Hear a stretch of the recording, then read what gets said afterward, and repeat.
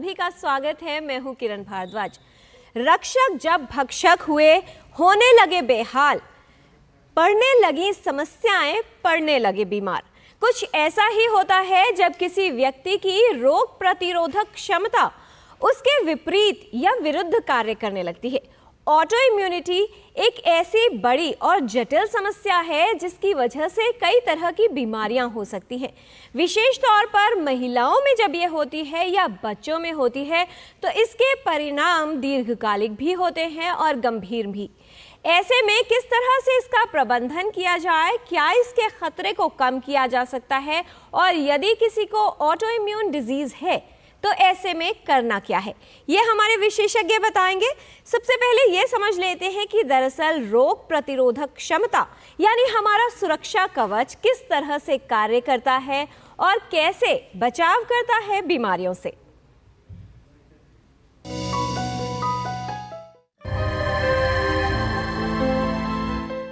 स्वास्थ्य का महत्व हर आयु के व्यक्ति के लिए है। रोगों से बचाव हो तभी स्वस्थ रहना संभव हो सकता है। इम्यून सिस्टम यानी प्रतिरक्षा प्रणाली का काम शरीर को किसी बाहरी तत्व जैसे वायरस, बैक्टीरिया, परजीवी या बीमार करने वाले कारकों से बचाव करना होता है।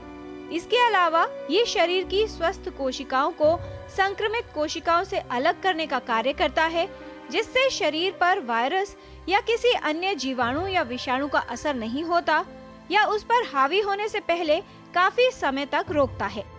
रोग प्रतिरोधक क्षमता आवश्यक है स्वस्थ और सेहतमंद रहने के लिए, शरीर की मजबूती के लिए, मानसिक रूप से स्वस्थ रहने के लिए। प्रतिरक्षा प्रणाली मानव शरीर को बीमारियों, संक्रमण और वायरस आदि से लड़ने में सहायता करती है। यदि किसी व्यक्ति को बार बार सर्दी जुकाम होता है, पेट संबंधी परेशानियां रहती है, चोट लगने पर उसके ठीक होने में समय लगता है, बार बार संक्रमण हो रहे हैं, कमजोरी महसूस होती है या तनाव रहता है, तो ये कमजोर प्रतिरोधक क्षमता का लक्षण हो सकता है। यदि किसी व्यक्ति को अपने शरीर में ऐसे लक्षण नजर आए तो उसे तुरंत विशेषज्ञ से परामर्श लेना चाहिए और ये जानना चाहिए कि रोग प्रतिरोधक क्षमता कमजोर क्यों है। किसी भी अन्य समस्या की तरह अपनी इम्यूनिटी पावर यानी रोग प्रतिरोधक क्षमता को मजबूत बनाया जा सकता है। हमारी जीवन शैली, खान पान, शारीरिक श्रम, तनाव और कुछ अन्य कारक हैं जो रोग प्रतिरोधक क्षमता को प्रभावित करते हैं।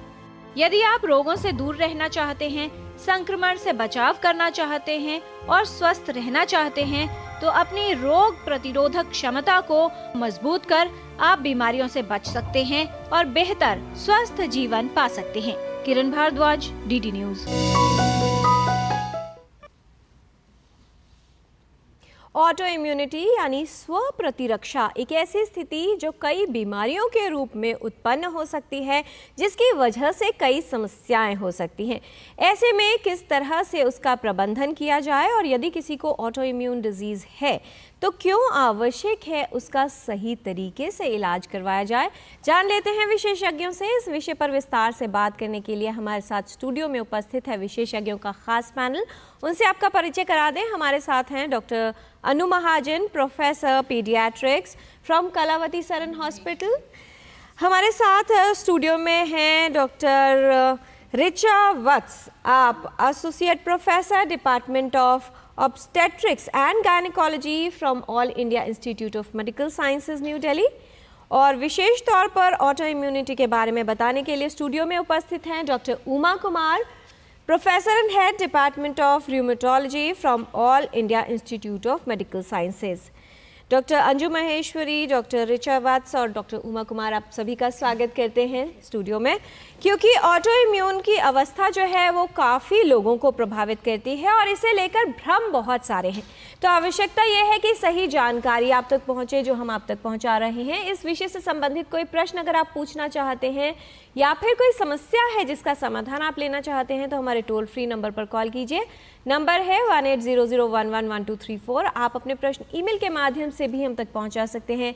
ईमेल एड्रेस है ddnewstotalhealth@gmail.com।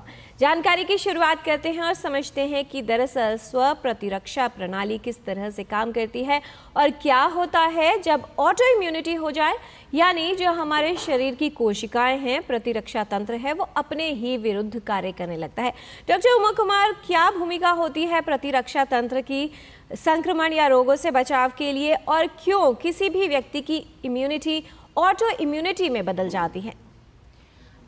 इम्यूनिटी हमारे लिए बहुत ज़रूरी है सर्वाइवल के लिए, और वो काम ये करती है कि जो बाहर से इन्वेडर्स होते हैं, चाहे वो वायरसेस हो, बैक्टीरिया हो, कोई भी ऐसा फॉरेन बॉडी जो हमें नुकसान पहुंचा सकता है, उसको शरीर से निकालने का काम करती है। लेकिन कभी कभी ये जो हमारी इम्यूनिटी है वो हमारे बॉडी के अपने जो सेल्स हैं, जो स्ट्रक्चर्स हैं, उनके अगेंस्ट ही काम करना शुरू कर देती है। There is some dysregulation. So dysregulated immunity को हम ऑटो इम्यूनिटी कह देते हैं। और जब ऑटो इम्यूनिटी होती है तो ज़रूरी नहीं कि किसी को ऑटो एंटीबॉडीज़ प्रेजेंट है तो उसको डिजीज़ भी हो जाए। तो बहुत सारे फैक्टर्स काम करते हैं किसी भी ऑटो इम्यून डिजीज़ के होने में इन एनी इंडिविजुअल। जी, बहुत बार डॉक्टर उमा ये कहा जाता है कि जब किसी व्यक्ति की रोग प्रतिरोधक क्षमता कमज़ोर होती है या कम होती है तो बहुत सी बीमारियों का खतरा या संभावना उसमें बढ़ जाती है। क्या प्रतिरोधक क्षमता का कमज़ोर होना और स्व प्रतिरक्षित हो जाना, क्या दोनों को एक ही अवस्था माना जा सकता है? नहीं, बिल्कुल दोनों अलग अलग चीज़ें हैं, एक अवस्था नहीं है। क्योंकि जो इम्यूनो डेफिशिएंसी यानी कि जो कमी हो जाती है कुछ चीज़ों की जो इम्यूनिटी के लिए रिस्पॉन्सिबल फैक्टर्स हैं, वो कुछ ब्लड में सेल्स हो सकते हैं या फिर कुछ ऐसी एंटीबॉडी प्रोडक्शन हो सकती है जो बन ना रही हो, या फिर कुछ केमिकल्स एंड सेलुलर प्रोटीन्स होते हैं जिनकी डेफिशिएंसी बॉडी में हो सकती है, लाइक कॉम्प्लीमेंट्स, और उन सभी की ज़रूरत पड़ती है बॉडी की इम्यूनिटी को मेंटेन करने में। तो अगर इम्यूनो डेफिशिएंसी है तो इन्फेक्शन होने का खतरा बढ़ जाएगा। और उसके साथ साथ आपको जान के हैरानी होगी कि कभी कभी कुछ मैलिग्नेंसी होने का खतरा, यानी कि कैंसर होने का खतरा भी ऐसे मरीजों में बढ़ जाता है। जहाँ तक ऑटो इम्यूनिटी की बात है, उसमें जैसा मैंने बताया कि जो सेल्स हैं वो अपने, और इम्यूनिटी अपने ही बॉडी के प्रोटीन्स सेल्स को डिस्ट्रॉय करने लगती है और डिजीज़ स्टेट प्रोड्यूस हो जाती है। तो दोनों में बहुत फ़र्क है, एक में कोई फैक्टर कम है, दूसरे में वो एबनॉर्मली एक्ट कर रहा है, रिएक्ट कर रहा है। जी, डॉक्टर अनु माहेश्वरी, किस तरह से बताना चाहेंगी ऑटो इम्यूनिटी का प्रभाव बच्चों पर, क्योंकि एक लंबा जीवन उनके सामने होता है और प्रतिरोधक क्षमता भी विकसित हो रही होती है। यदि बच्चे में इस तरह की समस्या है तो क्या जटिलताएं हो सकती हैं और आमतौर पर कैसे ये प्रेजेंट करती है? पहली बात तो ये कि पहले जो हम सोचते थे कि ऑटो इम्यून डिजीज़ेज़ और गठिया जो बड़ों में होता है बच्चों में होता नहीं है।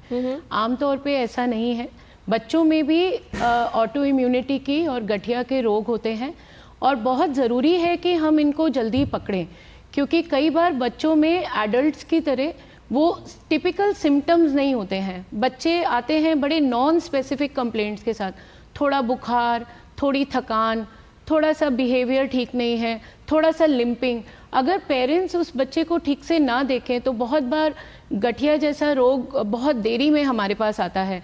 हमारे देश में कई बार क्या होता है कि बच्चे को एक जोड़ में दिक्कत होती है तो वो क्या करते हैं, प्राइवेट से या किसी रजिस्टर्ड मेडिकल प्रैक्टिशनर से कोई दवाई ले लेते हैं, फिर वो थोड़ी देर में ठीक हो जाता है, उनको लगता है ठीक हो जाता है, फिर वो ये कहानी चलती रहती है और जब तक हमारे पास आते हैं ये बच्चे समय काफी बीत जाता है और जितनी देर होती है जटिलताओं की संभावना उतनी ही बढ़ जाती है। डॉक्टर रिचा, कहा जाता है कि महिलाओं की जो इम्यूनिटी है वो काफ़ी स्ट्रॉन्ग होती है, तो उनको जो डिफेंस मैकेनिज्म है वो पहले ही मिला हुआ है, लेकिन जब महिलाओं में ऑटो इम्यून डिजीजेज या ऑटो इम्यूनिटी की अवस्था होती है तो इसीलिए शायद जो उसके परिणाम हैं वो ज़्यादा गंभीर भी होते हैं। किस तरह का प्रभाव देखा जाता है, विशेष तौर पर किशोरियों की बात की जाए या उन महिलाओं की जो रिप्रोडक्टिव एज ग्रुप में आती हैं, युवतियाँ हैं? ये एडोलेसेंट एज ग्रुप में जब हम ये बीमारियां लगती हैं तो जैसे डॉक्टर उमा ने बताया कि जो हमारी एंटीबॉडीज़ होती हैं अपने सेल्स के अगेंस्ट काम करती हैं, तो कभी कभी ये अंडेदानी जो जिसको हम ओवरी बोलते हैं उसके अगेंस्ट काम करना शुरू कर देती हैं। ऐसे कंडीशन में बहुत बार ओवरी समय से पहले काम करना बंद कर देती हैं। ऐसे युवतियों के पीरियड्स इरेगुलर हो सकते हैं, कभी उनके पीरियड्स बहुत लेट आते हैं, और बहुत बार ऐसा होता है कभी कभी ऑटोइम्यून डिजीज़ की जो दवाइयाँ होती हैं उनके साइड इफ़ेक्ट्स की वजह से, जो बहुत अगर हाई डोज की दवाइयाँ चलती हैं तो अंडेदानी में प्रॉब्लम आ सकती है। डॉक्टर्स हमेशा, रूमेटोलॉजी के डॉक्टर्स हमेशा ये इन्फॉर्म करते हैं, तो इस चीज़ के लिए थोड़ा अवेयर रहना है। जी डॉक्टर उमा कुमार, कोविड के दौरान हमने देखा कि बहुत सारे लोग ऐसे थे क्योंकि वो संक्रमित हुए या किसी तरह से उनको एक्सपोजर हो गया था। क्या आप जो ऑटो इम्यून डिसऑर्डर्स हैं इनकी होने की संभावना और जो जटिलताएं हैं उसमें किसी तरह का बदलाव देखती हैं इस पूरे ड्यूरेशन के बाद? ये आपने बहुत अच्छा सवाल पूछा, क्योंकि बहुत सारे मरीज या बहुत सारे लोग इस बात को लेके परेशान हो रहे हैं कि क्या उनको कोविड के ठीक होने के बाद भी कोई ऑटो इम्यून डिजीज़ या और कोई बीमारी हो सकती है, या फिर कुछ लोगों के जो लक्षण हैं कोविड होने के बाद भी जो जोड़ों में दर्द या और कोई और सिम्टम वो परसिस्ट कर रहे हैं, जिसको कि लॉन्ग कोविड का नाम दिया गया है। हमने भी ये देखा है कि कोविड होने के बाद बहुत सारे मरीज ऑटो इम्यून बीमारियों के साथ आ रहे हैं और उनकी जो प्रेजेंटेशन है वो बहुत ही एटिपिकल भी हो रही है। मतलब कहने का मतलब है कि एक जो बीमारी, जैसे फॉर एग्जांपल ल्यूपस की बीमारी है जिसमें शरीर के बहुत सारे अंग प्रभावित होते हैं, लेकिन जो मरीज है उसमें सिर्फ किडनी का ही इन्वॉल्वमेंट हुआ। ऐसे ये कंडीशन होती है वैस्कुलाइटिस, जिसमें जो हमारी धमनियाँ जिनमें खून बहता है यानी वेसल्स, उनकी स्वेलिंग हो जाती है और उसकी वजह से बहुत सारे लक्षण आते हैं, तो वो बीमारी भी देखने को मिली। लोगों में एक कंडीशन होती है फाइब्रोमाइल्जिया, जिसमें कि पूरे शरीर में उनके दर्दें महसूस होती ही रहती हैं, तो ये भी देखने को मिला। तो ऐसे बहुत सारी बीमारियां जो ऑर्गन स्पेसिफिक या multi system auto immune diseases हैं वो कुछ पोस्ट कोविड मरीजों में देखने को मिले हैं, और उसकी बहुत सारी वजह हैं जो मैकेनिज्म्स डिस्क्राइब किए हैं। क्योंकि होता क्या है कि हमारी बॉडी के जो नॉर्मल प्रोटीन्स, सेल्स या स्ट्रक्चर्स हैं वो इम्यूनिटी को हमारे जब फीटस है उस दौरान में और उसके बाद जन्म के बाद एक्सपोज हो चुके होते हैं, तो वो पहचानते हैं इम्यूनिटी की ये हमारे अपनी बॉडी के स्ट्रक्चर्स हैं। लेकिन कभी कभी क्या होता है, मान लीजिए सेल रप्चर हुआ, मतलब एक जो ब्लड सेल है वो उसके अंदर क्या है वो एक्सपोज नहीं हुआ, तो जब वो मटीरियल सेल के डिस्ट्रक्शन के बाद पूरी तरह क्लियर नहीं हो पाता और जो इम्यून सेल्स हैं वो उसको पूरी तरह वहाँ क्लियर नहीं कर पाते हैं, तो वो एक एंटीजन की तरह एक्ट करने लगता है और उसके अगेंस्ट एंटीबॉडी बन जाते हैं। तो वो एक माध्यम हो गया जो उसने ऑटो इम्यूनिटी को ट्रिगर कर दिया। जी, तो मॉलिकुलर मिमिक्री भी होती है, क्योंकि जो इन्फेक्शन है उसके मान लीजिए कोई पार्टिकल्स बॉडी में रह गए और हमारी जो इम्यूनिटी उसको एक्सपेल करने की कोशिश कर रही है बॉडी से, तो कुछ जो सेलुलर प्रोटीन्स हैं वो उस वायरल पार्टिकल से मिमिक मतलब सिमिलर दिखते हैं। तो बॉडी ये डिफ्रेंशिएट नहीं कर पाती या इम्यूनिटी ये डिफ्रेंशिएट नहीं कर पाती कि वो हमारा ओन प्रोटीन है, स्ट्रक्चर है या फिर बाहर का है, तो उसके अगेंस्ट एक्ट करना शुरू कर देती है। तो कुछ ऐसे molecular mimicry, bystander effect, cell destruction के बाद बहुत सारे प्रोसेसेस होते हैं जो थोड़े कॉम्प्लेक्स प्रोसेसेस हैं और उसकी वजह से डिजीज़ हो जाती है ऑटो इम्यून। जी, तो जब ऑटो इम्यूनिटी की अवस्था होती है, यानी जो हमारा डिफेंस मैकेनिज्म है, हमारी रोग प्रतिरोधक क्षमता है, वो अपने ही विपरीत कार्य करना शुरू कर दे और रोग का रूप ले ले, तो क्या हो सकता है और कौन से रोग ऐसे में देखे जाते हैं, आइए जान लेते हैं इस रिपोर्ट के माध्यम से।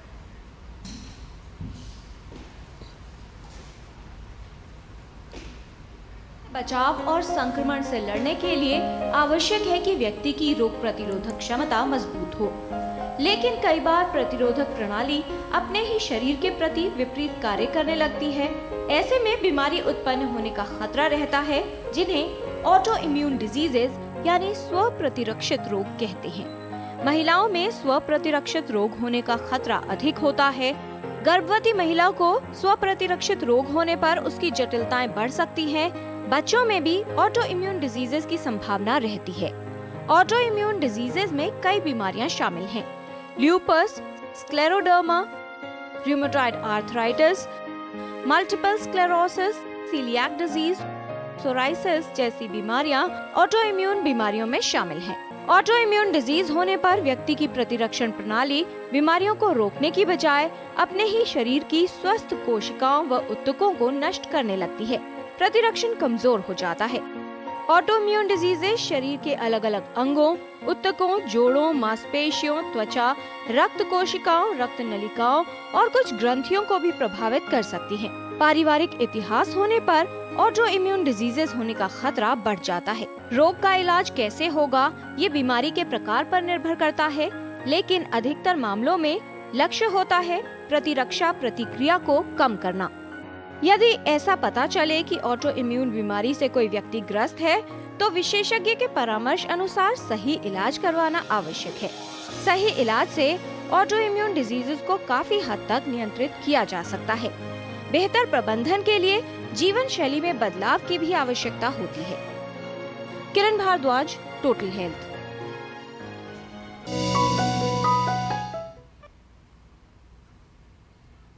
आज हम टोटल हेल्थ में बात कर रहे हैं ऑटो इम्यूनिटी यानी स्व प्रतिरक्षा के प्रभाव और जटिलताओं के बारे में।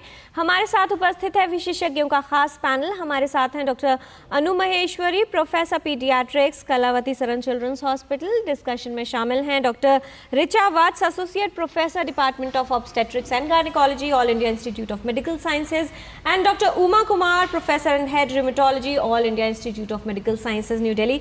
डॉक्टर उमा, जिन लक्षणों की हमने बात कही है और प्रभाव देखा है, इतना वाइड स्प्रेड है और लगभग हर एक अंग जो है प्रभावित हो सकता है। कितना चैलेंजिंग होता है किसी एक लक्षण को पकड़कर ये पहचान लेना कि इसका कारण ऑटो इम्यूनिटी ही है।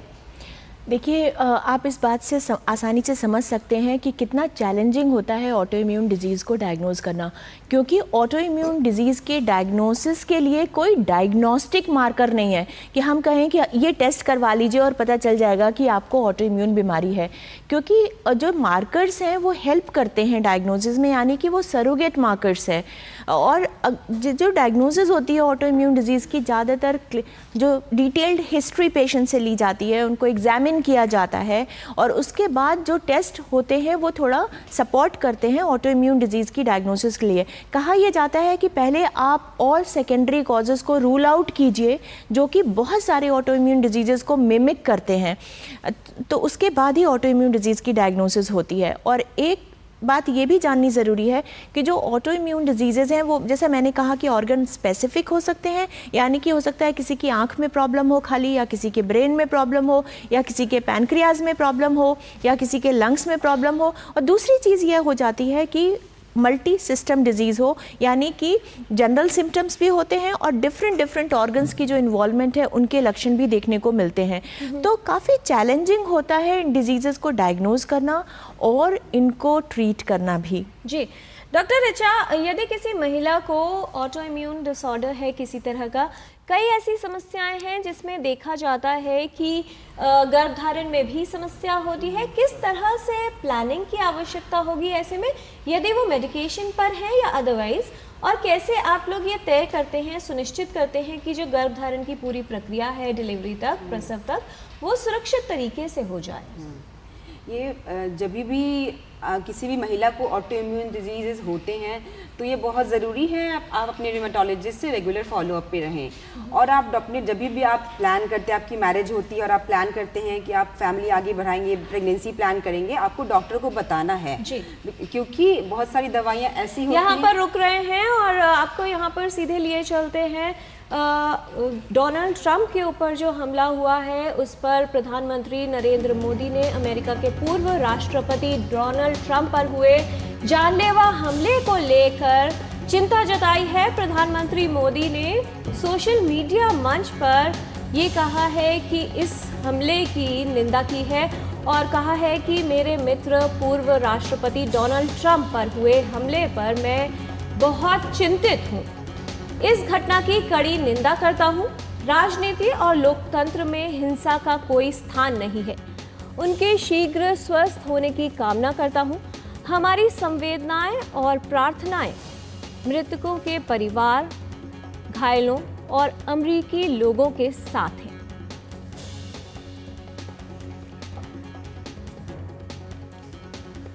हमारे साथ जुड़े हैं संवाददाता अरुण शर्मा जो इस पर और जानकारी देंगे। अरुण जी, आपसे ये जानना चाहेंगे कि किस तरह की प्रतिक्रियाएं आ रही हैं, और हालांकि बेहद निंदाजनक इस पूरी घटना को माना जा सकता है? हिंसा के मामले किस तरह से आप इसे देखते हैं स्थिति को?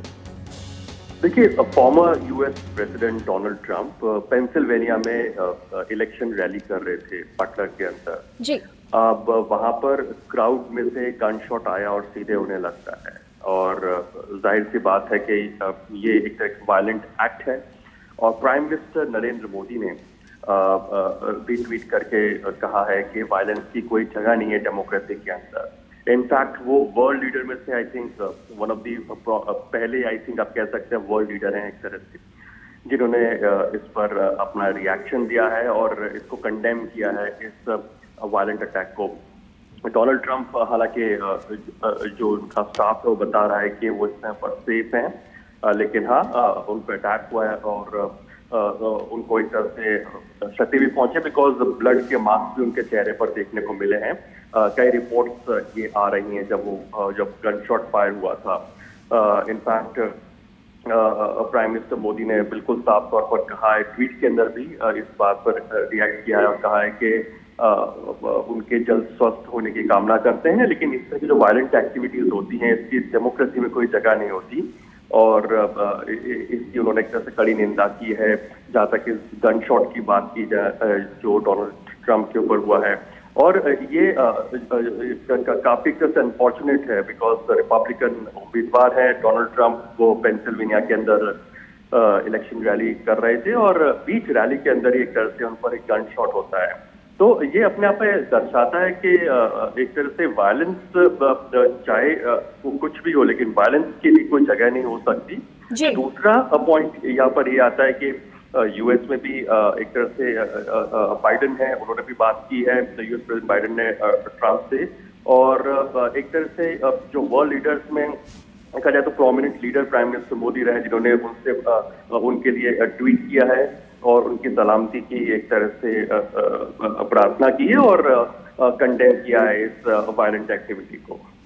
जी अरुण, किस तरह से देखते हैं, क्योंकि हालांकि बहुत ज़्यादा इसको निंदाजनक माना जा सकता है, सिक्योरिटी या इंतजाम जो हैं कितना और अधिक बढ़ाए गए हैं, क्या आगे के लिए तैयारी वहाँ पर देखी जा रही है? देखिए, ये बहुत ही एक तरह से अनयूजुअल इवेंट की कैटेगरी में आप रख सकते हैं जो इस तरह की बात हुई है जी यूएस के अंदर खास तौर पर। सवाल किए जा रहे हैं, हालांकि यूएस में स्पीकर ने कहा है कि जो पूरी इन्वेस्टिगेशन एक तरह से इस पर बैठाई जानी चाहिए। इनफैक्ट वहाँ पे तमाम तरह के ऑर्डर्स किए गए हैं कि इस पर फोकस किया जाए और पूरा इन्वेस्टिगेशन किया जाए, बिकॉज अमेरिकन को जानने का हक है कि आखिरकार ये जो हमला हुआ है क्यों हुआ है। लेकिन एक तरह से बड़ी बात निकल करके आती है कि सिक्योरिटी में चूक है, जहाँ पे रिपब्लिकन उम्मीदवार डोनाल्ड ट्रंप जो इलेक्शन रैली कर रहे थे पेंसिल्वेनिया के अंदर, उन पर एक तरह से इस तरह का अटैक हुआ है और प्राइम मिनिस्टर नरेंद्र मोदी ने भी ट्वीट करके इसकी जानकारी दी है और एक तरह से उनकी सलामती की बात कही है और एक तरह से इस अटैक को पूरी तरह से कंडेम किया है। जो अपने आप में दर्शाता है कि नो डाउट यूएस के अंदर जब वो रैली को संबोधित कर रहे थे, चूक तो इस चुनावी सभा के अंदर हुई है, लेकिन इस तरह की घटना को अंजाम दिया गया है। तो जाहिर सी बात है पूरा जो तंत्र है यूएस का वो इस बात पर फोकस कर रहा है कि कैसे जो दोषी है उसको पकड़ा जाए और अंजाम तक लेकर के जाया जाए। और प्राइम मिनिस्टर मोदी ने भी एक तरह से ट्वीट करके इस अटैक को कंडेम किया है और इनफैक्ट वो one of the prominent leaders रहे हैं जिन्होंने इस अटैक को कंडेम किया है। तो जाहिर सी बात है कि एक बहुत ही अनफॉर्चुनेट आप डे कह सकते हैं, क्योंकि सुरक्षा के लिहाज से सीक्रेट सर्विसेज काफ़ी प्रोमिनेंट मानी जाती है, लेकिन अगर वहाँ पे चूक हुई है तो ये एक बड़ी सुरक्षा चूक कही जाएगी जहाँ तक डोनाल्ड ट्रंप पर हमले की अगर बात की जाए तो। जी अरुण, ये जो पूरी स्थिति है दुखद तो है, साथ ही चिंताजनक भी है, क्योंकि राजनीति और लोकतंत्र में इस तरह की घटना होना एक तरह से बड़ा घाव माना जा सकता है। बिल्कुल, और इसको ये भी देखा जा सकता है कि हमने पहले भी देखा था कि जो डोनाल्ड ट्रंप हैं वो अपने बयानों की वजह से कई बार चर्चाओं में रहते हैं और इसमें प्रोमिनेंट पॉइंट ये भी निकल करके आता है कि आप हर व्यक्ति की अपनी एक आइडियोलॉजी हो सकती है, अपनी बातें हो सकती है, लेकिन अटैक करना अरुण, एक और ब्रेकिंग है। अमेरिकी राष्ट्रपति जो बाइडेन ने हमले के बाद डोनाल्ड ट्रंप से बात की है। व्हाइट हाउस के अधिकारी ने जानकारी देते हुए कहा कि बाइडेन ने ट्रंप से फोन पर बात की। क्या कहना चाहेंगे, किस तरह से जानकारी देना चाहेंगे इसके बारे में? जैसा कि हमने पहले ही आपको यहाँ बता दिया था कि जो बाइडेन है उन्होंने भी डोनाल्ड ट्रंप से बातचीत की है और इस घटना की निंदा की है और उन्होंने इस पर दुख भी जताया है और साथ ही साथ जो यूएस प्रशासन है उन्होंने एक तरह से ऑर्डर्स भी किए हैं कि आखिरकार हुआ क्या है, इसके लिए इन्वेस्टिगेशन की जाएगी पूरी, क्योंकि प्रोमिनेंट रिपब्लिकन कैंडिडेट है डोनाल्ड ट्रंप और अगर उन पर अटैक होता है तो एक तरह से डेमोक्रेसी के ऊपर अटैक माना जाएगा और वहाँ की जनता के ऊपर एक तरह से हम कह सकते हैं कि जनता के बीच में जो उनकी पॉपुलैरिटी है उनके चाहने वालों के ऊपर एक तरह से काफ़ी ज़्यादा आघात है। तो इसी वजह से ऊपर वहाँ पर इसे जो पूरी घटनाक्रम है इसके ऊपर इन्वेस्टिगेशन बैठाई गई है। तो अगर पूरी घटनाक्रम को समझने की कोशिश करें इस समय पर तो जो डोनाल्ड ट्रंप का रिपब्लिकन कैंडिडेट है वो पेंसिल्वेनिया में बटलर जगह के अंदर वहाँ पर इलेक्शन रैली को संबोधित कर रहे थे। बीच रैली के अंदर जब वो इलेक्शन रैली को संबोधित कर रहे थे उसमें उन पर गन शॉट फायर होते हैं। अगर हम टेलीविजन फुटेज देखें तो उनके कान पे और मुंह के ऊपर कुछ खून के धब्बे और दाग भी देखने को मिलते हैं। इसका मतलब है उन पर थोड़ा अटैक का इम्पैक्ट भी हुआ है, लेकिन अनफॉर्चुनेटली उनको इस तरह के गन शॉट को झेलना पड़ता है। लेकिन उनको इमीडिएटली वहाँ पर सर्विसेज है और सिक्योरिटी है वो इमीडिएटली हॉस्पिटल पे रश करती है, लेकर के जाती है और इस समय पर बताया जा रहा है जो डोनाल्ड ट्रंप का जो स्टाफ तो बताता है इस समय पर कि वो सेफ हैं। इस बीच में सबसे one of the prominent leaders world leaders में से कह सकते हैं कि प्राइम मिनिस्टर मोदी वो लीडर रहे जिन्होंने तुरंत ट्वीट करके इस घटना की निंदा की है और ऑफकोर्स डोनाल्ड ट्रंप की सलामती के लिए प्रेयर्स की हैं एंड इस घटना को जैसे कंडेम किया है प्राइम मिनिस्टर मोदी ने और कहा है कि वायलेंस की कोई जगह नहीं हो सकती है डेमोक्रेसी के अंदर और किसी भी जगह पर वायलेंस की कोई जगह नहीं हो सकती है, ये डेमोक्रेसी के लिए खतरा है। और इस बीच में इसके बाद में भी हमने देखा कि बाद में बाइडेन जो है वो अभी फोन पर बातचीत करते हैं जो डेमोक्रेटिक और अब वो यूएस प्रेसिडेंट हैं और उन्होंने भी बातचीत की है डोनाल्ड ट्रंप से जो फॉर्मर यूएस प्रेसिडेंट है और रिपब्लिकन उम्मीदवार हैं और एक तरह से उन्होंने भी इस घटना की निंदा की है एंड ऑफ कोर्स जो घटना है इसके जो जांच है इसके भी आदेश दे दिए हैं। तो ये पूरे जो घटनाक्रम रहा है इसके बहुत ही अनफॉर्चुनेट इवेंट आप इसे कह सकते हैं, किसी पे अटैक करना, वायलेंस को बढ़ावा देना और यही आज हुआ यूएस के अंदर और बहुत अनफॉर्चुनेट इवेंट आप इसे कह सकते हैं कि डोनाल्ड ट्रंप के ऊपर हमला होना, लेकिन जाहिर सी बात है पर इन्वेस्टिगेशन के वहाँ पर ऑर्डर दिए गए हैं और यूएस स्पीकर हैं उन्होंने भी कहा है कि जनता को जानने कहा कि क्या कुछ हुआ है, इन्वेस्टिगेशन जल्द से जल्द कराई जाए और उससे जो रिपोर्ट आती है उसको सौंपा जाए। तो ये कुछ बड़े अपडेट्स आप कह सकते हैं इस समय के जो डोनाल्ड ट्रंप उनके ऊपर जो हमला हुआ बीच रैली के अंदर पेंसिल्वेनिया के अंदर। अरुण, जाहिर तौर पर इस घटना के बाद, इस हादसे के बाद जो सुरक्षा व्यवस्था है वो और कड़ी कर दी गई है। इनके जो आने वाले कार्यक्रम है आने वाले दिनों के लिए, उससे सुरक्षा व्यवस्था को लेकर और कितना जो है सतर्क और सावधान रहने की आवश्यकता होगी और किस तरह के प्रयास उसकी तरफ देखे जा रहे हैं? देखिए इस समय पर तो सबसे पहला जो फोकस है वो ये है कि डोनाल्ड ट्रंप की सलामती और जो हमें बताया जा रहा है, जो इस तक मीडिया रिपोर्ट्स भी इस समय पर आ रही है वो कह रही है कि डोनाल्ड ट्रंप इस समय पर सेफ हैं। नो डाउट वहाँ के जो सीक्रेट सर्विसेज हैं, सिक्योरिटी स्टाफ है, उनके लिए बहुत बड़ा चैलेंज होगा आगे जाते हुए यूएस के अंदर, because one of the largest and powerful democracy होने के बावजूद भी इस तरह की यहाँ पे घटनाक्रम होती है तो ये अपने आप में चिंता का विषय होता है। क्या कुछ इम्पैक्ट पड़ेगा इलेक्शन रैलीज के ऊपर, पॉलिटिकल कैंपेनिंग के ऊपर? तो आई थिंक बहुत ज़्यादा इम्पैक्ट नहीं पड़ेगा सिक्योरिटी के लिहाज से, जांच चौबंद व्यवस्था होगी, लेकिन बहुत ज़्यादा इम्पैक्ट इलेक्शन कैंपेनिंग के ऊपर डोनाल्ड ट्रंप की पर्सनैलिटी को देख करके तो लगता नहीं है कि कुछ ज़्यादा इम्पैक्ट आएगा, लेकिन ये घटना चिंता का विषय ज़रूर है खास करके डोनाल्ड ट्रंप के लिए। जी, तो धन्यवाद अरुण शर्मा आपका इस तमाम जानकारी के लिए और इस पर और भी अपडेट्स हम आपको देते रहेंगे। आप बने रहिएगा डीडी न्यूज़ के साथ। डोनाल्ड ट्रंप पर जो जानलेवा हमला हुआ है उसकी प्रधानमंत्री नरेंद्र मोदी ने निंदा की है और ये कहा है कि राजनीति और लोकतंत्र में इस तरह के घटनाओं का कोई स्थान नहीं है। हम इसकी कड़ी निंदा करते हैं और इसे लोकतंत्र पर हमला माना जाए। बेहद दुखद घटना है और चिंताजनक भी है। यहाँ पर रुकते हैं एक छोटे से ब्रेक के लिए। ब्रेक के बाद लौटते हैं टोटल हेल्थ की जानकारी के साथ। आपके घर के खाने में रेस्टोरेंट जैसा स्वाद ले आए MDH का शाही पनीर मसाला। पनीर को क्या मस्त बना डाला। मैं क्या जी, सब जानते हैं, जहाँ दिखे मारियो, अपना समझ के खा लियो। स्वाद से सबको दीवाना कर दे, दीवाना कर दे। पता का चाय, गजब का स्वाद। बात जब पीढ़ियों के लिए बनने वाले घर की हो तो जिम्मेदारी बड़ी हो जाती है। गैलेंट समझता है ये जिम्मेदारी। अब MM रिब्स के साथ गैलेंट एडवांस TMT रीबार निर्माण का रियल हीरो। ज्यादा उपज और भरपूर मुनाफा भी। दोनों मिलेंगे टोरी से। एक हाथ में खरपतवार की हार और दूसरे हाथ में ज्यादा पैदावार। समझे?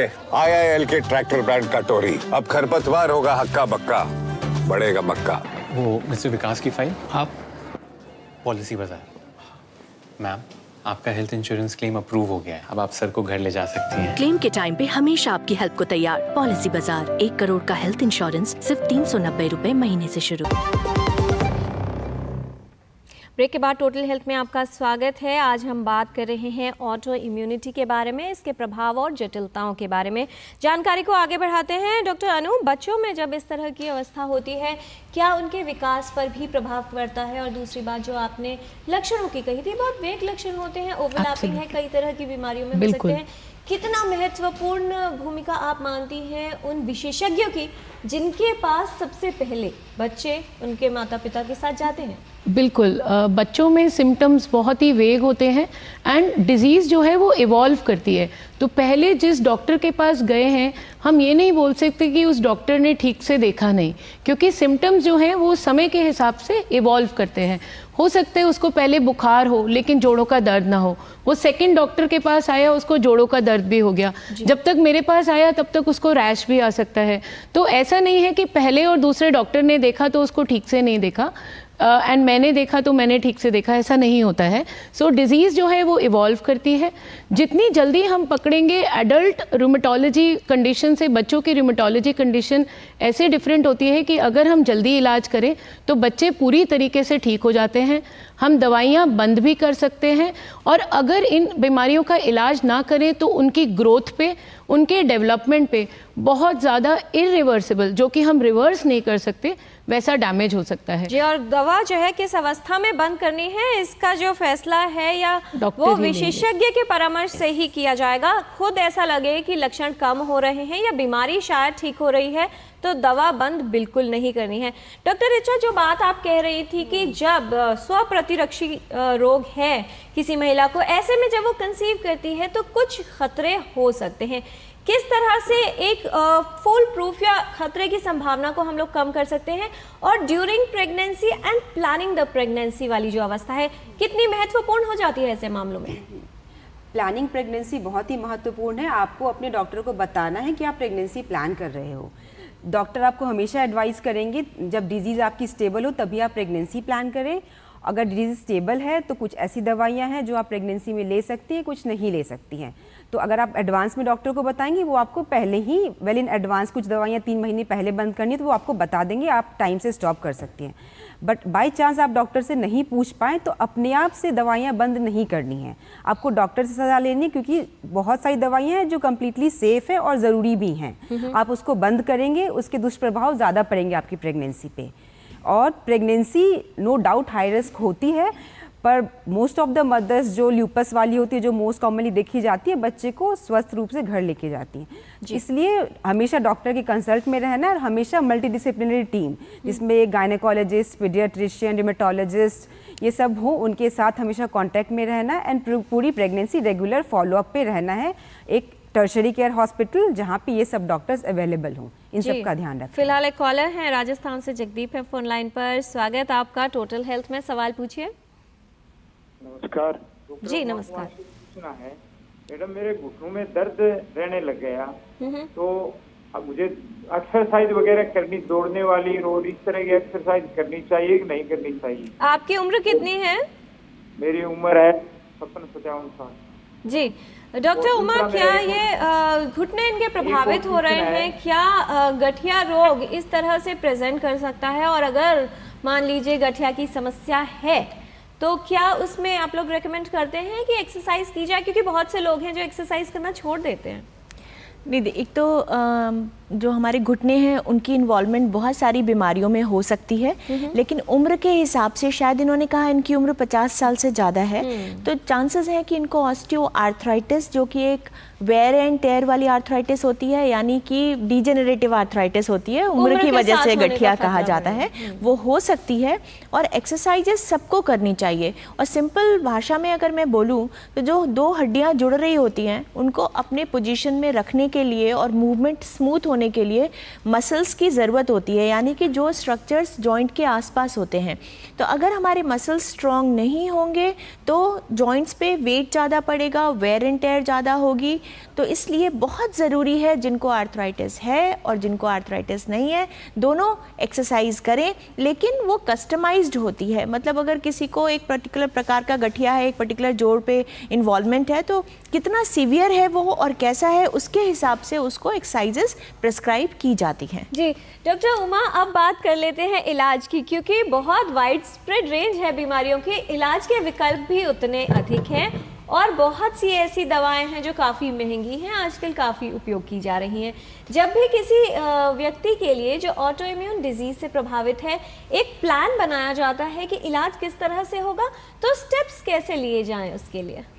देखिए, जब इलाज की शुरुआत होती है उस समय जो कॉमनली अवेलेबल मेडिसिन्स हैं उनका प्रयोग ज़्यादा से ज़्यादा किया जाता है और उनको हम डिफरेंट कैटेगरी में बांट देते हैं। जैसे कि कभी कह देते हैं disease modifying anti rheumatic drugs, जिसमें मीथोट्रेक्सेट, लेफ्लोनोमाइड, सल्फोसेलाजिन, इस प्रकार हाइड्रोक्सीक्लोरोक्विन, इस प्रकार की दवाएँ आती हैं। दूसरी कैटेगरी आ जाती है इम्यूनोसप्रेसिव्स की, जैसे कि एजाथायोप्रिन है, माइकोफिनलेट, मोफिटिल है, ऐसे बहुत सारी दवाइयाँ होती हैं। और फिर आते हैं बायोलॉजिक्स या फिर टारगेटेड सिंथेटिक डीमार्ट्स, इन कैटेगरी में भी बहुत सारी दवाइयाँ आती हैं और आज के टाइम में हमारे पास बहुत सारे ऑप्शंस अवेलेबल हैं। और स्टेरॉइड्स भी इन बीमारियों के इलाज का एक इम्पॉर्टेंट हिस्सा बनते हैं, लेकिन इसका मतलब ये बिल्कुल नहीं है कि स्टेरॉइड सारे मरीजों को दिए जाते हैं या फिर ये ज़िंदगी भर चलें किसी पेशेंट में, लेकिन ये लाइफ सेविंग ड्रग्स होते हैं, ये भी जानना लोगों का बहुत बहुत ज़रूरी है।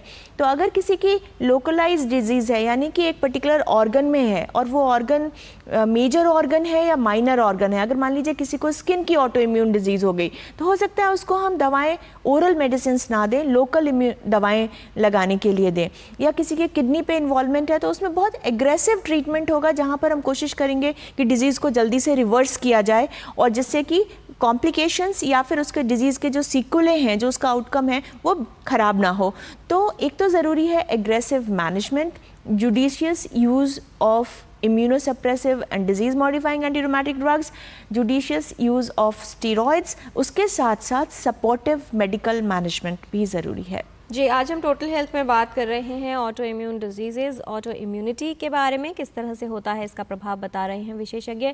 यहाँ रुकते हैं एक छोटे से विराम के लिए, आपका ही मजा आएगा, देखते रहिए डीडी न्यूज़।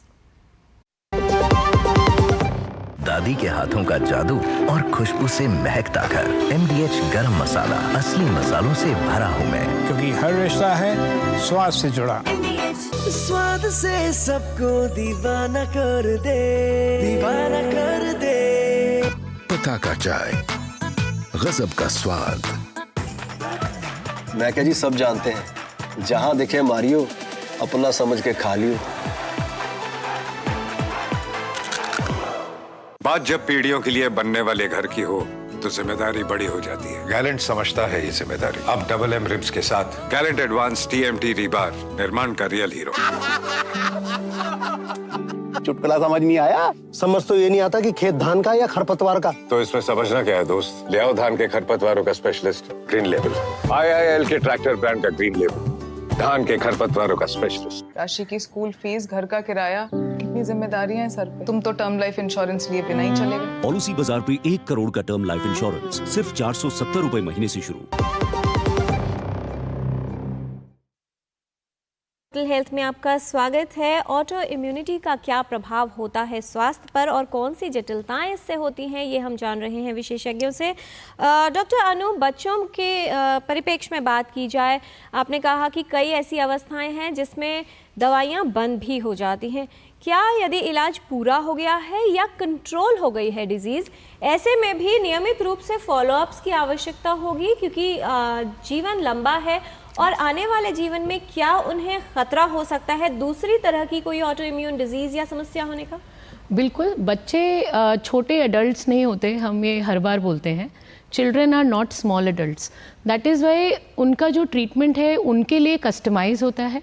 और जो भी ड्रग्स हैं, डिज़ीज़ कंट्रोल ही हम कर सकते हैं, जड़ से जनरली बीमारी नहीं जाती है। अगर हम गठिया की बात करें, अगर बहुत सारे 7 तरीके के जुवेनाइल आर्थराइटिस होते हैं, जिसमें कुछ में तो देखिए ज़िंदगी भर दवाई चलती है क्योंकि बीमारी कठिन है ना, और डिफॉर्मिटीज़ के साथ बच्चा रहे उससे बेहतर है कि हम दवाई करें। एंड कई गठिया ऐसा होता है कि 6 महीने अगर बच्चा ठीक रहता है तो हम दवाई बंद करके देख सकते हैं। हम एकदम से बंद नहीं करते, धीरे धीरे बंद करते हैं। 40% बच्चे बिना दवाई के रह पाते हैं, लेकिन मोस्ट ऑफ देम हमें थोड़े समय में शायद दोबारा दवाई भी डालने की ज़रूरत पड़ सकती है। जी डॉक्टर ऋचा, इस तरह की जो महिलाएं हैं जिन्हें कई बार ऐसा देखा जाता है कि रिकरेंट अबॉर्शंस हो रहे हैं, प्रेगनेंसी कंसीव कर लेती हैं लेकिन उसके बीच में कुछ कॉम्प्लिकेशंस हो जाते हैं डिलीवरी होने तक, तो क्या IVF एक बेहतर ऑप्शन हो सकता है? और अगर IVF के लिए इस तरह की महिलाएं ऑप्ट करती हैं तो क्या विशेष तौर पर सावधानियों की आवश्यकता रहती है? देखिए, अधिकतर ये होता है कि इन महिलाओं को प्रेग्नेंट होने में प्रॉब्लम नहीं होती है। प्रेगनेंसी हो जाती है, उसके बाद जो बच्चा ग्रो करता है, जो माँ से बच्चे की ब्लड सप्लाई होती है वो तरीके से बन नहीं पाती, इस वजह से बच्चा ग्रो नहीं कर पाता। अगर हम IVF से प्रेगनेंसी प्लान भी करते हैं तो अल्टीमेटली आउटकम जो बार बार अबॉर्शन होते हैं, रिकरेंट प्रेगनेंसी लॉस होते हैं, बच्चे की ग्रोथ कम हो जाती, वो प्रॉब्लम्स फिर भी रहेगी। तो ये रिकरेंट प्रेगनेंसी लॉस की ट्रीटमेंट IVF नहीं है। इसके लिए हमें ये है कि डिजीज़ को अच्छे से कंट्रोल करके फिर मेडिकेशन फिर प्रेगनेंसी प्लान करें। और कुछ ब्लड थिनर्स भी होते हैं जिनको हम लो मॉलिक्यूलर वेट हेपरिन बोलते हैं और इकोस्पिरिन बोलते हैं, वो बहुत बार काम के लिए होते हैं, जिसको हम एंटी फॉस्फोलिपिड एंटीबॉडीज़ बोलते हैं, जो बहुत बार ल्यूपस के साथ एसोसिएटेड होता है। ये दवाइयाँ काम की हो सकती हैं। रिकरेंट प्रेगनेंसी लॉस का सॉल्यूशन IVF नहीं है। जी डॉक्टर उमा कुमार, बहुत सारे ईमेल्स हमारे पास आ गए हैं। प्रदीप मंडल जी हैं, वो ये सवाल पूछ रहे हैं कि एक एवरोलिमस टैबलेट ले रहे हैं लिवर के लिए, NET की कंडीशन है, क्या ये इम्यूनिटी पर कोई प्रभाव डाल सकती है? और एक गायत्री जी का सवाल है, वो ये जानना चाह रही हैं कि क्या, जैसे कहा जाता है कि महिलाएं ज़्यादा जो है इम्यून रहती हैं, उनकी इम्यूनिटी स्ट्रॉन्ग होती है, तो क्या पोस्ट मेनोपॉजल एज ग्रुप जो है उसके अंदर इम्यूनिटी से संबंधित समस्याएं होने का खतरा बढ़ जाएगा महिलाओं में? देखिए, कुछ दवाएं, जब किसी को अगर ऑटो इम्यून बीमारी है तो उसकी इम्यूनिटी सप्रेस करने के लिए दवाएं दी जाती हैं, और जो डिसरेगुलेटेड इम्यूनिटी है यानी कि जो ख़राब इम्यूनिटी है उसको कंट्रोल किया जाता है। उसके साथ साथ जो नॉर्मल इम्यूनिटी है उस पर भी असर आ सकता है। जैसा मैंने कहा कि इम्यूनिटी एक बहुत ही कॉम्प्लेक्स प्रोसेस है जिसमें बहुत सारे फैक्टर्स काम करते हैं, और इसलिए कुछ पिन पॉइंट करना कभी कभी कि किस जगह पे प्रॉब्लम हो रही है मुश्किल हो जाता है। दूसरा जो क्वेश्चन आपने पूछा कि जो महिलाएं हैं उनमें ऑटो इम्यून डिजीज़ेस ज़्यादा कॉमन होते हैं, ये बात बिल्कुल सच है, और उसके बहुत सारे फैक्टर्स होते हैं। एक तो जो इम्यून रिलेटेड जीन्स हैं, मेजॉरिटी वो एक्स क्रोमोसोम पे होते हैं, और महिलाएं जो है 4 गुना ज़्यादा अफेक्टेड होती हैं ऑटो इम्यून बीमारियों से पुरुषों के मुकाबले। और पोस्ट मीनोपॉजल जो ये रेशियो है ये कम होता जाता है, क्योंकि जो उनके ईस्ट्रोजन, प्रोजेस्टेरोन और प्रोलैक्टिन, ये जो सेक्स हार्मोन्स होते हैं, उनका भी बहुत बड़ा रोल होता है ऑटो इम्यून डिजीज़ेस को करने में। जी यहाँ पर रुकते हैं एक और छोटे से ब्रेक के लिए। ब्रेक के बाद जानेंगे कुछ और जानकारी ऑटो इम्यून और उसके हमारे स्वास्थ्य पर क्या प्रभाव है। लेंगे रैपिड फायर क्वेश्चंस राउंड इस छोटे से ब्रेक के बाद। लाल रंग इसका अपार, तीखा कम है फिर भी स्वाद, बेमिसाल बेमिसाल MDH Kashmiri. MDH Kashmiri. MDH ज्यादा उपज और भरपूर मुनाफा भी, दोनों मिलेंगे टोरी से। एक हाथ में खरपतवार की हार और दूसरे हाथ में ज्यादा पैदावार। समझे? IIL के ट्रैक्टर ब्रांड का टोरी अब खरपतवार होगा हक्का बक्का बढ़ेगा मक्का। इतनी सी सैलरी में घर की EMI कैसे भरूंगी? काश तुमने जाने से पहले टर्म लाइफ इंश्योरेंस लिया होता। पॉलिसी बाजार पे 1 करोड़ का टर्म लाइफ इंश्योरेंस सिर्फ 470 रुपए महीने से शुरू। मुथूट फाइनेंस ने सदियों से आपके भरोसे को कायम रखा है और हमेशा रखेंगे। मुथूट फाइनेंस, सदियों का भरोसा हमेशा के लिए। इंडिया का number 1 most trusted financial services brand. तो गोल्ड लोन के लिए कॉल करें 1-800-313-1212। ब्रेक के बाद टोटल हेल्थ में आपका स्वागत है। स्व प्रतिरक्षित समस्याएं और उनका प्रभाव, इस विषय पर हम बात कर रहे हैं। कुछ और जानकारी लेने का समय हो गया है। छोटे सवाल और बहुत छोटे जवाब। पहला सवाल डॉक्टर अनु कि क्या ऑटो इम्यून अवस्थाएं कंजेनाइटल यानी जन्मजात होती हैं और इनके लक्षण भी जन्म से ही आ जाते हैं? बहुत सारे बच्चों में जो ये ऑटो इम्यून डिजीजेस होती हैं, इनका जेनेटिक बेसिस हो सकता है, स्पेशली अगर ये 5 साल से कम के बच्चों में ऑटो इम्यून डिजीजेस हो रही हैं। डॉक्टर ऋचा, क्या सिर्फ ये समस्याएं महिलाओं को ही हो सकती हैं? नहीं, ऐसा बिल्कुल नहीं है। जैसा डॉक्टर उमा ने बताया 4:1 का रेशियो महिलाओं में ज़्यादा कॉमन है, बट खाली महिलाओं में नहीं होती। डॉक्टर उमा कुमार, क्या प्रतिरोधक क्षमता कम होना और स्व प्रतिरक्षित हो जाना एक ही अवस्था है? नो, दोनों अलग अलग अवस्थाएं हैं और दोनों का डायग्नोसिस और ट्रीटमेंट बिल्कुल अलग है। जी, इनमें से क्या ये एक जेनेटिक डिजीज मानी जाए डॉक्टर अनु, जो माँ में अगर है तो बच्चे में अवश्य ही चली जाएगी? नहीं, ऐसा नहीं होता है। It depends on the genetic pattern, किस प्रकार की बीमारी है। अगर ऑटोसोमल डोमिनेंट है तो हो सकता है वो 3 जनरेशन्स में चल रही हो। अगर ऑटोसोमल रिसेसिव है तो हो सकता है माँ बाप बिल्कुल नॉर्मल हो और 25% बच्चों में ही ये बीमारी आती है। तो डिपेंड करता है किस प्रकार की उसकी इनहेरिटेंस है। डॉक्टर ऋचा, क्या ऐसी महिला जिसको ऑटो इम्यून समस्या है उसे गर्भधारण में भी समस्या हो सकती है? जनरली गर्भधारण में समस्या नहीं होती है, लेकिन जब प्रेगनेंसी हो जाती है, बच्चे का पेट में ख़त्म होना, बच्चे का ख़राब होना, recurrent pregnancy loss, bad obstetric history, ये सब दिक्कतें उनमें आ सकती हैं। ऑटो इम्यूनिटी की वजह से क्या प्रभावित हो सकता है doctor Uma? Nerves, muscles, endocrine system या हमारे जोड़? सिंपल भाषा में अगर समझें तो शरीर का हर हिस्सा ऑटो इम्यून डिजीज़ से प्रभावित हो सकता है, चाहे वो आँखें हो, चाहे वो लंग्स हो, चाहे हार्ट हो या कोई और ऑर्गन। जी, क्या न्यूरोलॉजिकल सिम्टम्स भी इसमें उत्पन्न हो सकते हैं, विशेष तौर पर बच्चों में डॉक्टर अनु? बिल्कुल, न्यूरोलॉजिकल सिम्टम्स उसकी प्रेजेंटेशन भी हो सकते हैं या बीमारी के दौर में वो कभी भी आ भी सकते हैं। तो पहले बार बच्चा न्यूरोलॉजिस्ट के पास भी जा सकता है। क्या इसके अंदर हार्मोनल इम्बैलेंस होने की संभावना होती है और क्या पीरियड्स भी इफेक्ट हो सकते हैं डॉक्टर ऋचा? जी, इसमें हार्मोनल इम्बैलेंस हो सकता है। बहुत बार ये ऑटो इम्यूनिटी हमारी ओवरीज के अगेंस्ट काम करती है, तो ओवरीज समय से पहले काम करना बंद कर सकती हैं।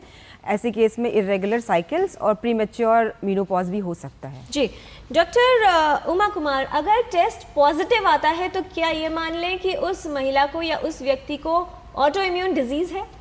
बिल्कुल नहीं, क्योंकि ये देखा गया है कि 18% लोगों में कुछ प्रकार के ऑटो एंटीबॉडीज़ पॉजिटिव थे, लेकिन उनको कोई बीमारी नहीं थी। और जिनको ये ऑटो एंटीबॉडीज़ हैं उनको बीमारी हो जाएगी, ये भी ज़रूरी नहीं है। डॉक्टर अनु, इनमें से क्या लक्षण हो सकता है किसी ऑटो इम्यून समस्या का? बच्चे को बहुत अधिक थकान रहना, जोड़ों में दर्द होना, बुखार आना या फिर उसकी ग्रोथ ठीक से न होना? ये सारे ही सिम्टम्स बच्चों में ऑटो इम्यून डिजीज़ के हैं। जैसे मैम ने बोला, कोई ऑर्गन ऐसा नहीं है जो ऑटो इम्यून डिजीज़ में अफेक्ट नहीं होता। एंड बच्चों में ग्रोथ एंड डेवलपमेंट की problems, they are the major issues. Yes, they are the major issues and signs also. Doctor Richa, कि किसी महिला में अगर बार बार गर्भपात हो रहा है तो क्या इसका कारण ऑटो इम्यून समस्या भी हो सकती है? एक हम एप्ला सिंड्रोम बोलते हैं, जिसमें ऑटो इम्यून प्रॉब्लम होती है, बट ये बॉडी के अदर सिस्टम्स को अफेक्ट नहीं करती है, बस बार बार बच्चे खराब होते हैं, तो वो एक प्रॉब्लम हो सकती है। जी, doctor Uma Kumar, biological agents जो प्रयोग किए जाते हैं इन बीमारियों के इलाज के लिए, क्या हर एक रोगी के लिए एक रामबाण विकल्प माना जाए? ये रामबाण तो बिल्कुल ही नहीं है और हर मरीज को दिए भी नहीं जाते हैं। जैसा कि मैंने कहा कि प्राइमरी ड्रग्स दूसरी होती हैं, अगर वो इफ़ेक्टिव ना हो तो यूजुअली बायोलॉजिक्स यूज़ किए जाते हैं। जी, डॉक्टर अनु, बहुत से पेरेंट्स ये सोचते हैं कि अगर ऑटो इम्यून समस्या है तो बच्चों में कुछ करने की आवश्यकता नहीं है, जैसे जैसे वो बड़े होंगे तो खुद ही ठीक हो जाएगी। ये बिल्कुल ही गलत सोच है। जैसे मैंने कहा कि जो हम सोचते हैं गठिया और ऑटो इम्यून बड़ों में होता है, ऐसा नहीं है। बच्चों में वो बहुत वेग सिम्टम्स के साथ आते हैं और जैसे जैसे बड़ा बच्चा होगा वो बीमारी ठीक नहीं, बीमारी और ख़राब होती जाएगी। More and more organs will get involve. Doctor Richa, अगर कोई महिला ऑटो इम्यून डिजीज़ के लिए मेडिकेशन ले रही है तो क्या गर्भावस्था के दौरान या स्तनपान में किसी तरह की समस्या हो सकती है? कुछ दवाइयाँ होती हैं जो बंद करनी होती है प्रेगनेंसी प्लान करने के पहले, जैसे कि माइक्रोफिनोलेट, मेथोट्रेक्सेट। कुछ दवाइयाँ होती हैं जो प्रेगनेंसी में कंटिन्यू करनी होती है, HCQ, लेफ्लुनामाइड, HCQ। तो ये हमें बहुत ध्यान रखना होता है, डॉक्टर को तुरंत बताएं, वो अकॉर्डिंगली दवाइयाँ मॉडिफाई कर देंगे। डॉक्टर उमा कुमार, बहुत ज़्यादा प्रदूषण है और तनाव भी, क्या इस तरह के कारक ऑटो इम्यूनिटी को एडवर्सली इफेक्ट कर सकते हैं, यानी उसको बढ़ा सकते हैं या बुरा प्रभाव डाल सकते हैं? एब्सोल्युटली। ये जो कारक आपने बताए, एयर पोल्यूशन या रिकरेंट इन्फेक्शंस, तनाव, नींद की कमी, इनसे ऑटो इम्यूनिटी ट्रिगर भी हो सकती है और अगर किसी को ऑटो इम्यून बीमारी है तो बढ़ भी सकती है।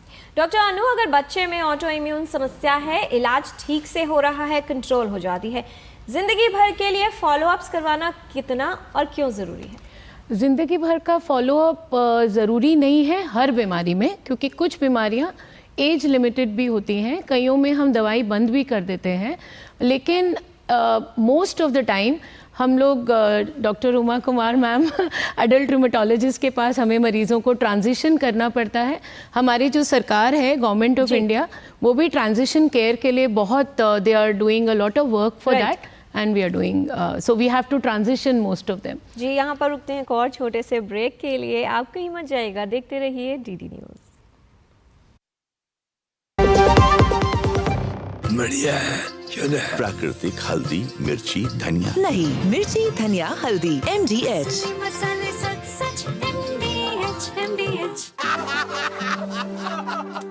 चुटकुला समझ नहीं आया? समझ तो ये नहीं आता कि खेत धान का या खरपतवार का। तो इसमें समझना क्या है दोस्त? ले आओ धान के खरपतवारों का स्पेशलिस्ट, ग्रीन लेबल।